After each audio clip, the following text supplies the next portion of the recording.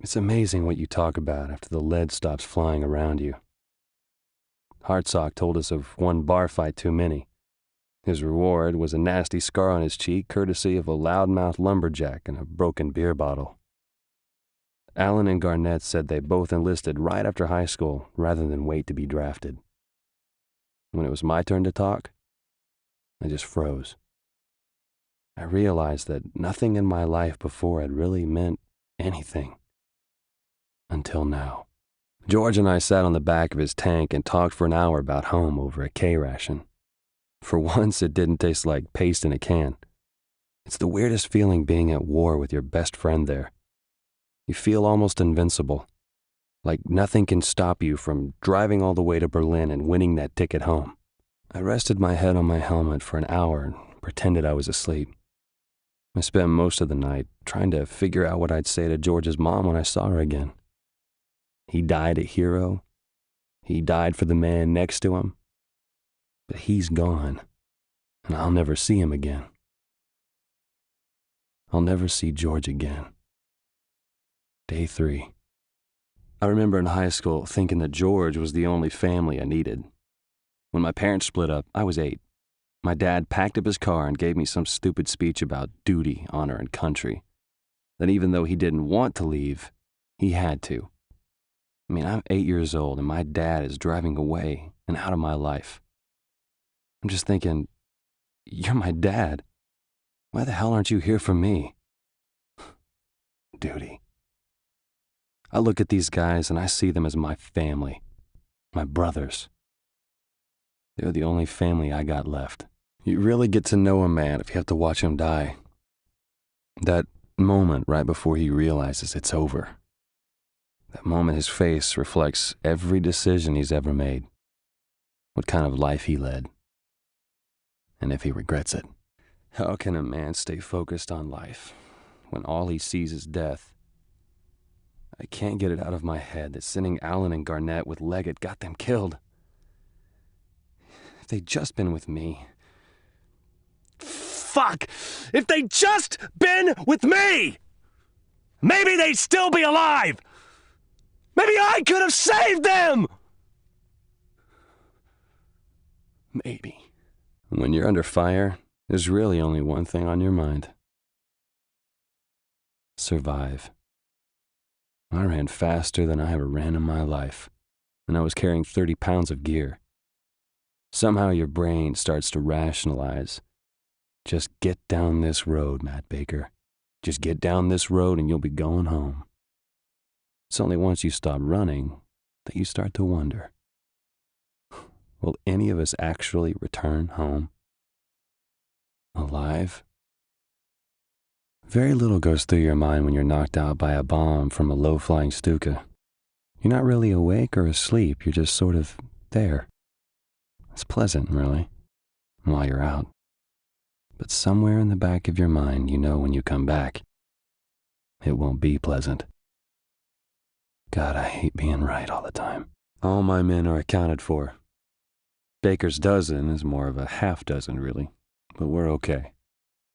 It's the first time I've sat down and talked to some of these guys since before we dropped. Hartsock is still telling stories about his bar fights. Obi is still talking about his dame back home. McCreary is still kind of an asshole. It's good to be together. I've been staring at it for days, and the krauts in that damn town on the horizon were staring right back at us. We all knew that no matter how bad the fighting was, when we got to Carentan, it would be worse. With only 7 of us left, I'm trying not to ask myself how many more will die today. I guess no one ever said war would be easy. If they had, there would probably be a lot more wars. I suppose we're making progress. The feeling of victory is being ebbed away by the faces of Musa, Garnett, Allen, DeSola, Rivas, and George. Is this it? Do we really take Carentan? Part of me just wishes the Germans would attack, just so I can get these thoughts out of my head. My dad used to tell me that it was the quiet times after combat that scared him the most. Now I understand what he meant. My dad said something to me after the divorce. He said every soldier has two families, those you raise and those you raise hell with. I've spent 8 days here. 8 days commanding a squad I wasn't ready to lead. 8 days watching my men, my family, be killed. 8 days wishing it would stop. There's rumors coming down the pipe that the squad's going to be split up after we leave Carentan. Hell, Corian even thinks we're going home. Wrong again, Sam. A few other guys have been talking about getting a farm or some land, some peace and quiet. God, not me. Last thing I want to do is live out my days alone after the shit I've seen. Well, it's not time for goodbyes yet. Not by a long shot. Third squad, you heard the man.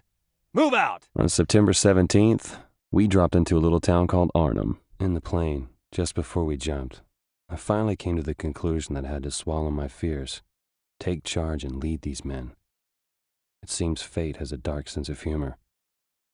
I'm a man with hell standing between me and my men. No matter. Not even hell will stop me. I never asked to be squad leader. But I had no choice. Now I've got 13 soldiers under my command. 13 men depending on me to make the right decisions and not get them killed. 13 families relying on me to bring their husbands and sons home. 13. 13 is not a lucky number. I never asked to be squad leader. You really start to notice the quirks a person has when you think he might be dead in a week. I remember the first time I saw Leggett. It was in the breakfast tent. He was cutting a hard-boiled egg into small pieces with a knife, like ham. It occurred to me at this point I'd never in my 23 years of existence seen a man cut an egg into slices like that. I don't know why I remember that. I couldn't sleep, so I made sure the guys pulling guard were awake. In the dark, you can't help but think about home. I was thinking about George. How he used to launch bottle rockets in a creek behind his house and blame it on the kids down the street. How he always seemed to go after the same girls in high school. How he could be dead right now, and I wouldn't even know it. Familiar faces. Makes a place like this almost feel like home. Almost. Sometimes I forget Alan and Garnett are two people. They showed up at Fort Bragg together and no one has seen them apart since. We just started saying Alan and Garnett like it was one word. Even with the damn misdrops, they still managed to stay together.